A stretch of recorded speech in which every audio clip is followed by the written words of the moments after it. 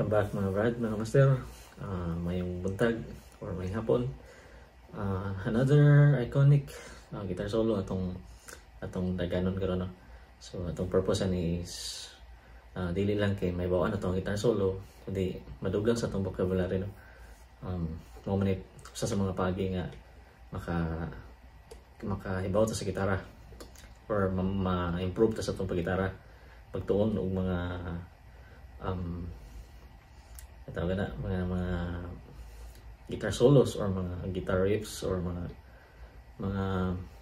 anything, no, nga ginatukar pod sa atong mga gipang lantaw, atong gipang tan-aw nga mga musicians.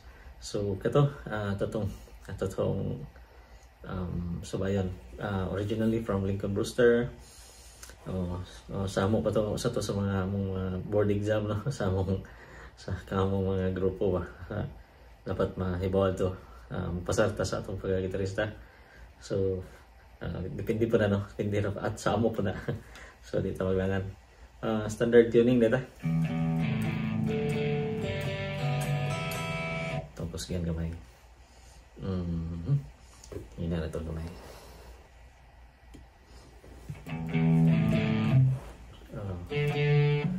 So standard tuning, so in the key of D man siguro nga song. Then guitar solo nag-start sa 4th string, 4th fret, 1 2 3 4, 4th fret, then kaupat na string 1 2 3 4. First phrase is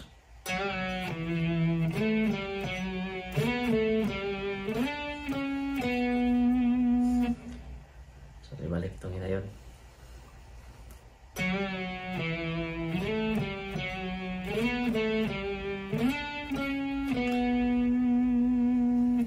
Last pagod atong hinayon pagod bend down, i-bend na to may then slide. So itong first part ng bend. Anyway, ang complete kaning cover na ko nasa link sa description. Then kani nga akong gibuhat karon nga demo is mas accurate ni kaysa to. Kay syempre tibok song mo to, no. Medyo di po na to ma-accurate tanan kay straight ang atong pagtukar tibok song. So anita sa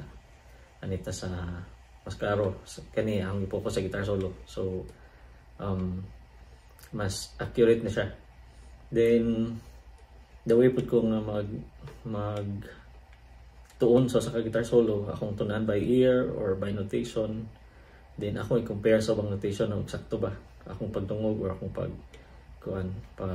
interpret sa eksakto ba akong pag analyze sa guitar solo. Then ako itanaw ng ubang notation, din ako i-compare sa ko. Then makaingon na din kung confident din ko nga magduldoon ako. Siyempre ang 100% maka-confirm ni si Lincoln Brewster mismo. So balik ta. Motong first, no? Balik ta. Sorry.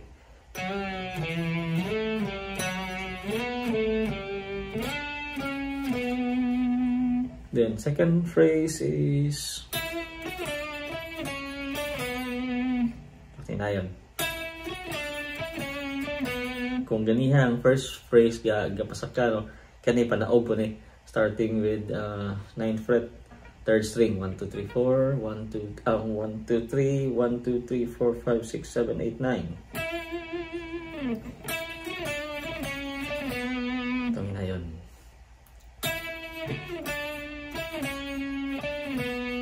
Hinapagad.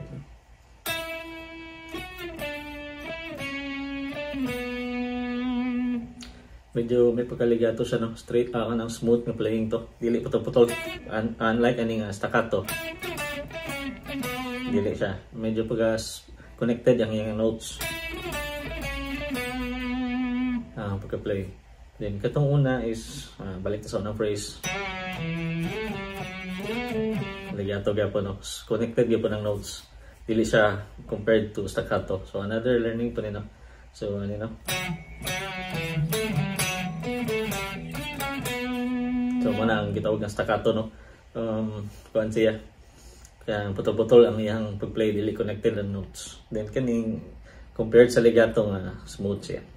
So balik ta sa second phrase. Then move forward sa third phrase. So nindot ni nga nindot ni nga lick na. Starting with the first string 12th fret. Then ang stroke is downstroke para mas dali. Para nako man akong para nako di po ko ka-sure gyud sa niling composer pero downstroke akong first. Then ang pag-play niya ani madungog gini mo nga tanang notes is pick no. Dili ingon nga kanang kuan kanang nay mga notes nga kuan lang gi hammer on lang pull off. So tanan notes ani gi-play kani nga third nga phrase. Powerful kaysa paminahon kaysa naay ko naay legato dili sa nindot. So kung kanira pod napaka instances nga nindot pod ang hammer on and pull off. So kani nga case is kuan siya kanang gi-pick tanan. So ang gigamit is alternate picking.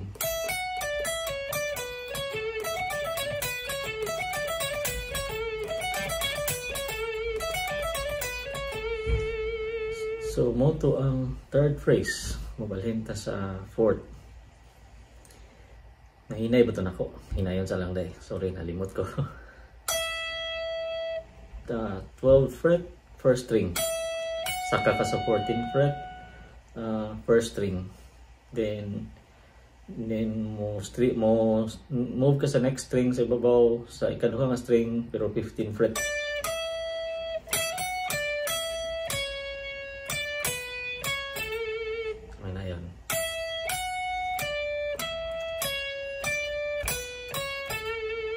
Balik.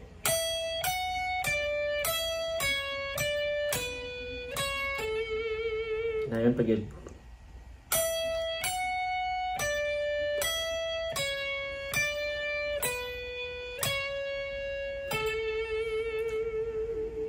Then move ta sa next nga phrase. Mo ni ang fourth, kung kamo sayo fourth phrase.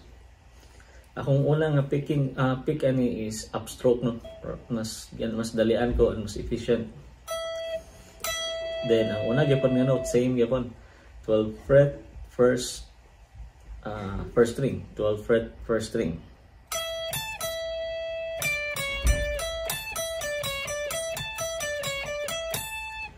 So tanong ano. Hinayon na to. Upstroke.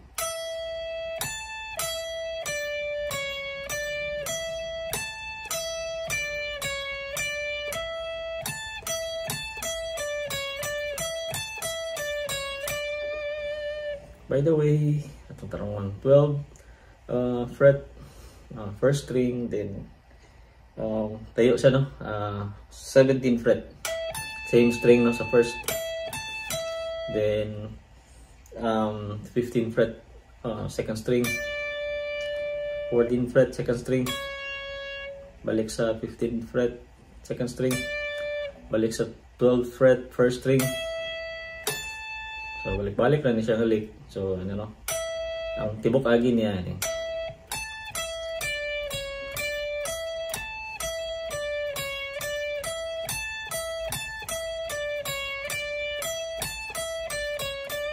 Paspason. Hope nakuha no. Mugutang kung taban sa akong website dahil ako lang ibutang sa link.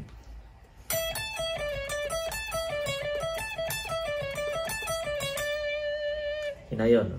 Upstroke 12, upstroke una 12 fret first string.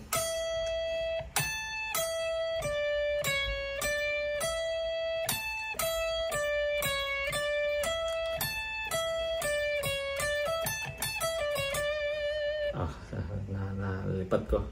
Na dito siya mark ko ano, twist gamay.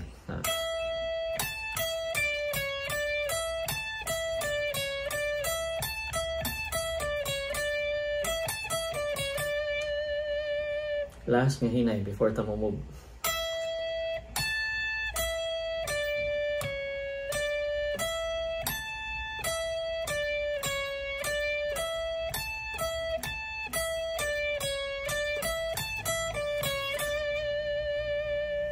By the way, 60 frames sa YouTube on HD, mas klaro siya. Mas pwede mo i-slow dito sa speed.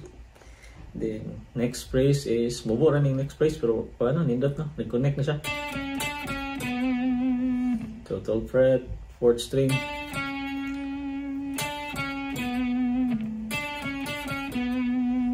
So gikan sa kapilang ning phrase, kalimot ako. Gikan sa 4th phrase. So mo to siya ang kalima. Mabuo na kayo ang phrase no, ang lick. Then kani mga string skips gamay. So atong baybayon mani ang ikaunom o sayop kaunom nga phrase. So gikan sa 15th fret 6th string mo skip ka sa 19th fret 4th string, then mo balik ka sa 17th fret 5th string. So sorry.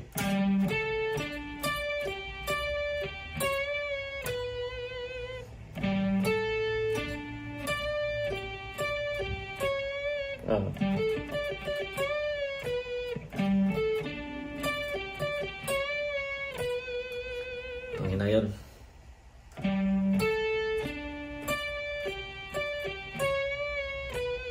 So na siya bend then release. Diri ang last nga note nga phrase no. Mali ang 6 nga phrase. Ang last note ani is 16th fret 3rd string. Okay?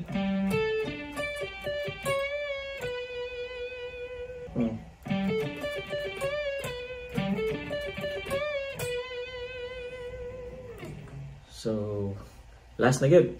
7th phrase. So kung masayop ika-7 na ba niyang ihap. So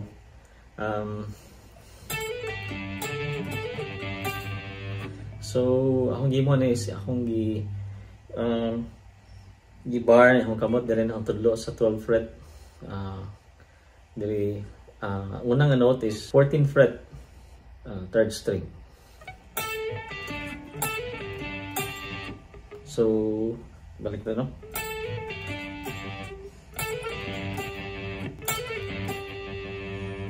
So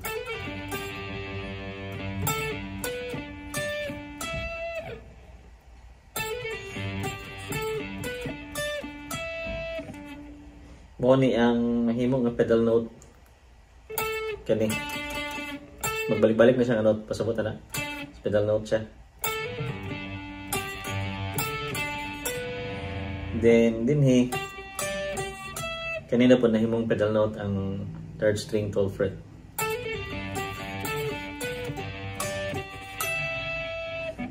So ngayon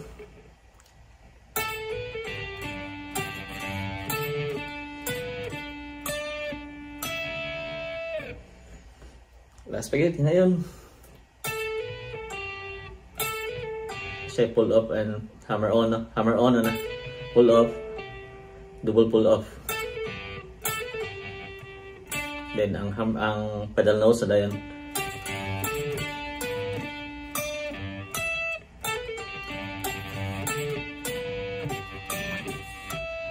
Then bend.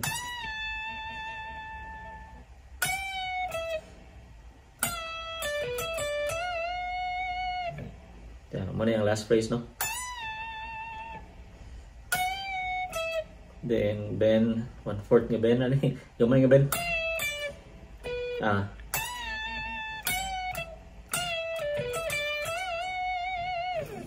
Balik. Balik ta sa phrase before to kani.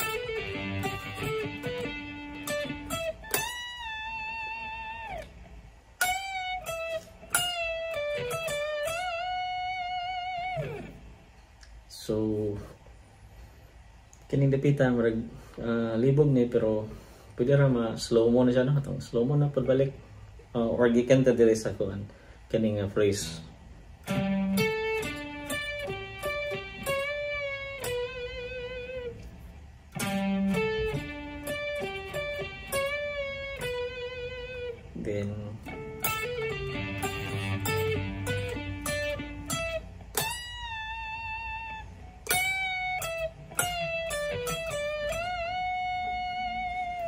sa atong balikon nga hinay tanan.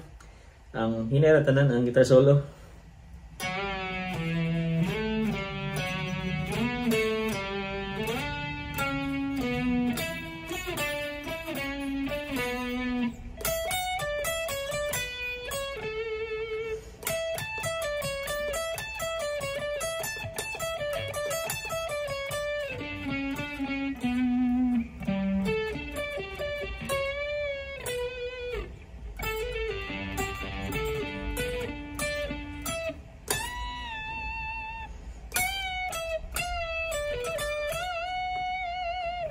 So, hinaot na sa tay gamay na kuha karon no nga episode. Dili ningon nga kuon na to accurately ang guitar solo. Natay mga mapangahoy ani nga mga licks nga ma-apply na to sa atong maghimo bata og guitar solo na to nga sa atong recording or itay mag-improvise bata og usa ka kanta na ato ning ipang-apply ang naibawan tong licks. So, nakanam kadaghan atong vocabulary base ra ni nga mga kuno guitar solos sana sa mga pagi nga mo level up sa guitar. So mayong adlaw og hangtod sa sunod mga brad, mga master.